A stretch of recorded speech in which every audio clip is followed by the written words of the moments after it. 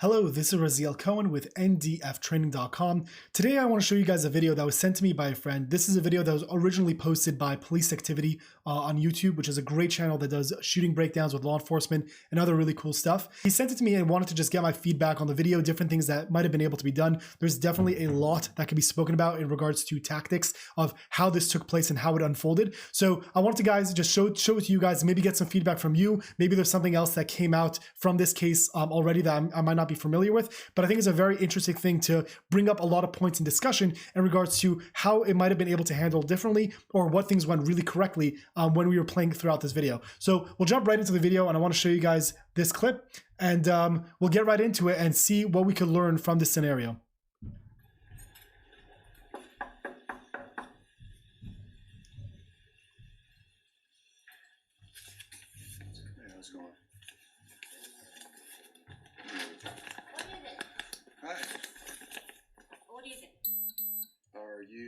So the first thing I'll point out before we even get into this is that what I think the officer did correctly already, which is great, is that if you're going to be interacting with a person that's going to be behind the door and you don't know where they're going to end up being, it's always ideal to be standing on the opposite side of where the door is going to be opening from. So you can see that the way the angle of the door opened, if he was standing on the opposite side of the door frame, right when the door opens is where you see the officer, versus where he's standing is on the opposite side. So the door is kind of required to be opened up even more before they're able to see that the officer is there, which gives them a little bit more ability to see more into the house or to see what the person might be holding, which could be a risk.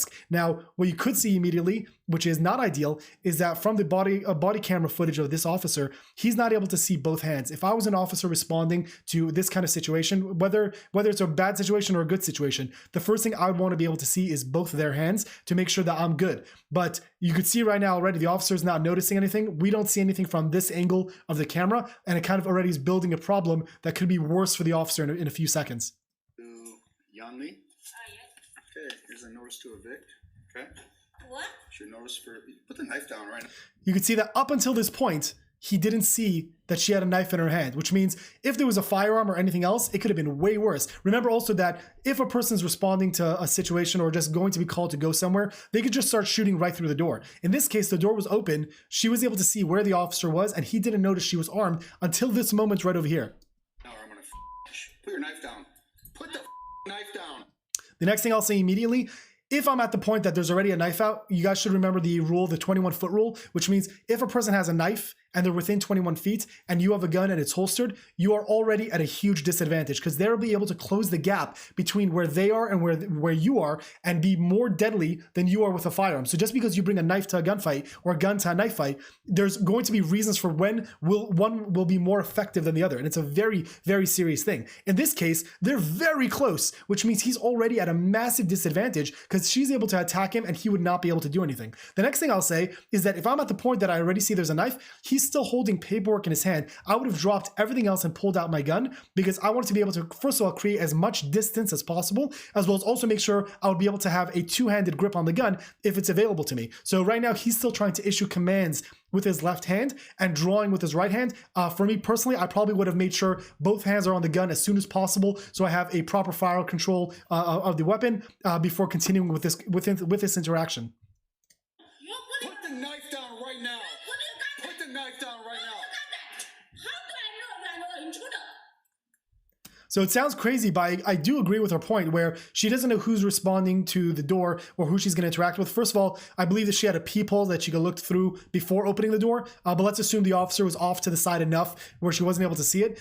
I don't think there's a problem in that case of being in your own home and being armed. However, now that you know it's the police, either it would be important to inform them before his gun comes out on you or drop it. But in this case, you can already see that she might not be fully stable. So her not dropping it just is adding to the situation. But in a case that you might be armed in your own home, just be aware that although in your own home, it might be okay to be armed, if it could escalate to this situation if the officer doesn't know what he's getting involved in. So either drop the gun, let them know that it's going to be able to be reholstered or something, because you definitely don't want it to escalate to this kind of situation. 15 out of 5, one at gunpoint. Code cover. Put the gun down, ma'am. I'm going to shoot you. Put the gun down. Now you can see what happened next, which could be based on stress or based on training, that the officer now switched from saying put the knife down to put the gun down. Now luckily we have body cam footage, but if this would have been an audio only situation, that could have been very risky for anyone involved in this case. But you have to be very careful with the terminology that you're using, because you don't want to end up saying the wrong thing. Or if he radioed that she had a gun instead of a knife, again, that could have changed up the scenario a lot with how people are responding. So it's very, very careful to be careful what you're saying, because everything you say will matter. Put the gun down or I will shoot you. 15 Adam 5, code cover. One on with a knife. Put the gun down right now. Put the gun down right now. Now, drop the knife. Drop the knife, ma'am. You will get shot if you come at me with that knife. I will shoot you. I'm not afraid. Do you understand that? I'm not Okay, I will shoot you. You understand? Put the knife down. Put the knife down. Put the knife down.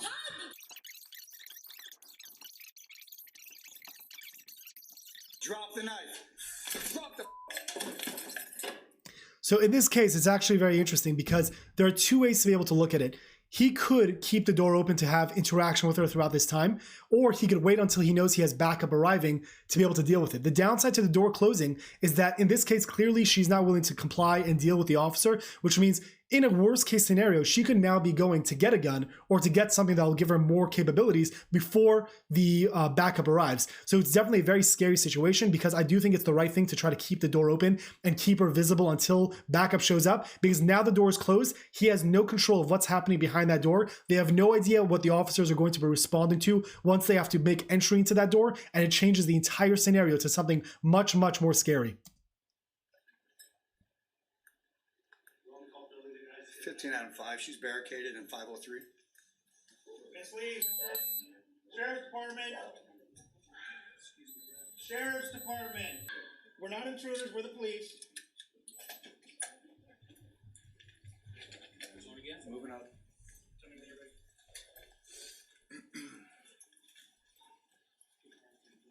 Miss Lee, can you hear me?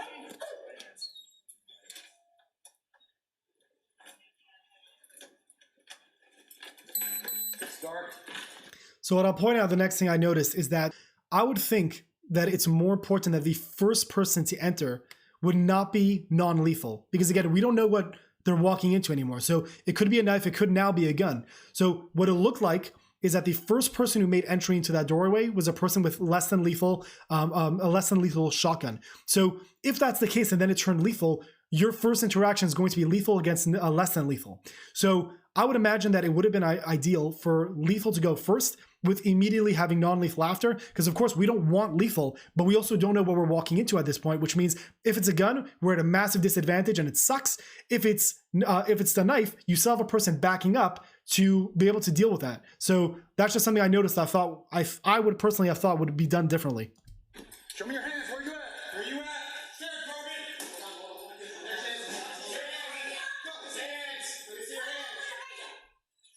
Come out with your hands up. Come out with your hands up. Come out with your hands up. Bean back, bean back, bean back. Put your hands up. Come here. Get down. Get down. Grab the knife. Grab the knife.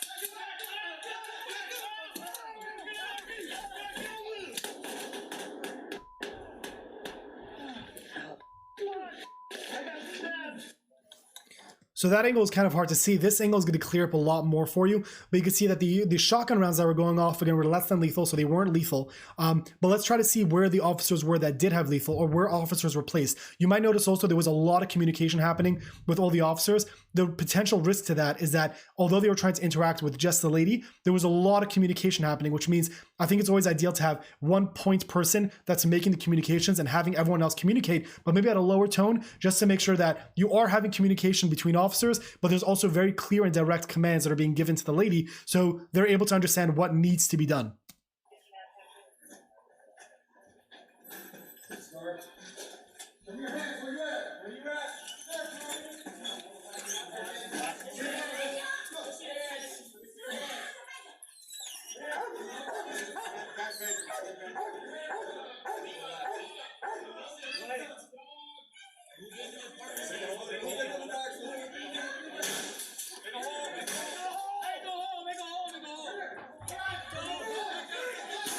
So you can see already in this case, first of all, there's a lot of people by the doorway itself, which means for them needing to get out, which is where the issues are going to start, it's a very, very small area that they're able to all escape from, which is already a really bad situation. Now you could see that there was a person, another officer that was armed, that came behind the guy with the shotgun, which was less than lethal. But right when the dog came in, that person with the dog obstructed his shot for the lethal. So right now we have two people with non-lethal that are in front. We have a person with a dog, which again is also considered non-lethal, less than lethal, right? And then we have a person that has lethal. So the reason why this played out so poorly is because all the people with non-lethal are trying to leave and create space so the people with lethal could start firing. But they were all in the way, which meant by the time that would have been valuable, she's already charging with a knife, which means this all went downhill really quickly.